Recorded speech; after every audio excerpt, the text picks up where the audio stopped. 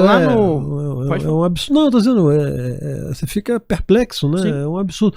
Porque o que a gente até falou um pouco mais cedo, mas é um poder muito pesado. Então, quem usa essa caneta, quem decide, tem que ter uma ponderação, do ponto de vista mínimo, né? De conseguir saber os atos que foram cometidos, se de fato devem ter essa tendência, vamos dizer assim, condenatória, pena, etc., numa proporção. Não é que aí vira o Estado, vamos dizer assim, de uma vingança, né? Quer dizer, não é justiça, é uma vingança. Verdade. Esse é o Exato. problema, é uma vingança, não se trata de justiça, isso não está capitulado em nenhum código, entendeu? E é uma vontade que se exerce de um magistrado que tem um poder muito forte. Cabe a gente começar a pensar que nível de democracia que a gente quer no Brasil.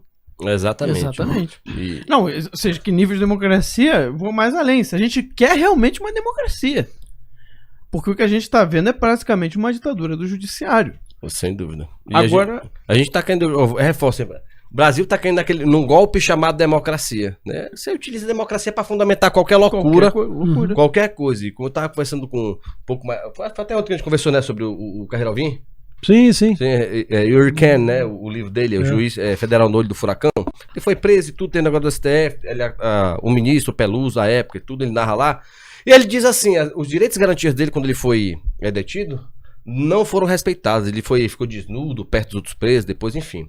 E ele diz uma frase que condensa, ela materializa muito bem esse momento.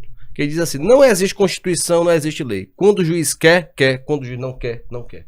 E é isso que acontece. É isso que a gente vê. Tá bom com a corda de ovo virado, meu amigo. Virado no saci. E ele mete a caneta. E agora você não pode mais ter HC contra a decisão de ministro do Supremo Tribunal Federal. Tu já pensou o que é isso? Pois Vai é. recorrer a quem? Isso é além de onipresentes, né? Como a gente falou já, agora eles são onipotentes, né? E oniscientes, porque agora vão querer decidir aí o que é fake news, quem coisou, quem não coisou, quem. Pelo amor de Deus. Exatamente. Lá no nosso portal, né, quem não conhece, nós temos não só o nosso canal aqui, tem também o portal que é o tercalivre.com.br. Lá no nosso portal a gente colocou a nota imprensa dos advogados da defesa da Sarah Winter, né? E aí ela fala o seguinte: na decisão enviada verificou-se que foram determinadas pelo relator do inquérito inúmeras restrições de circulação e comunicação, o que entendemos absolutamente desproporcionais e desprovidas de razoabilidade, que nós comentamos aqui. Em uma leitura simples da decisão, percebemos que há grave e inequívoca ofensa ao princípio da presunção de inocência, que também foi falado aqui, como se já tivesse Sim. condenada, né? Onde ninguém será considerado culpado até o trânsito em julgado de sentença penal condenatória, né? Ou seja, até o trânsito em julgado. O cara pode ser condenado na primeira instância, na segunda instância, né? Mas é até todos os recursos, aí é que ele vai poder ser considerado condenado, e aí é que, em teoria, ele começaria a cumprir a pena, que foi, por exemplo, o que fizeram no caso de quem? Do Lula. Né? Que não, é até o trânsito em julgado. Então, ele foi condenado até a segunda instância, tá solto. Pode soltar. Agora a Sarah não. Não. Nem Sarah é perigosíssimo. nem processo teve ainda. Tá no de inquérito. tornozeleiro, Lula? Pois é, tá de tornozeleira? Pois é. Só se for pra jogar futebol. O nível de periculosidade desse sujeito se compara aos atos praticados, por exemplo, que Sarah Winter praticou? Exatamente. Nem de perto. Exatamente. Os danos que Os esse danos. sujeito causou ao país Uhum. de forma objetiva, de forma indireta.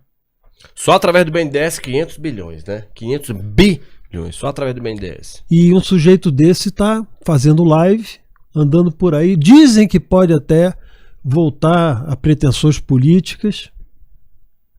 É um tratamento que a gente precisa discutir um dia para saber, vem cá, qual é o fundamento dessa decisão e daquela.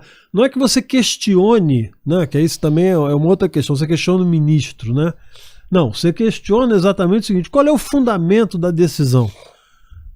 Porque todos têm que dar satisfação à estrutura pública, a nós, os cidadãos, quer dizer, aqueles que, de certa forma, os colocaram, embora que indireto, colocaram lá, porque eles também receberam o voto, né, a indicação do presidente e o voto do Senado, dos senadores. Então, há uma manifestação popular nessa direção, né, em tese.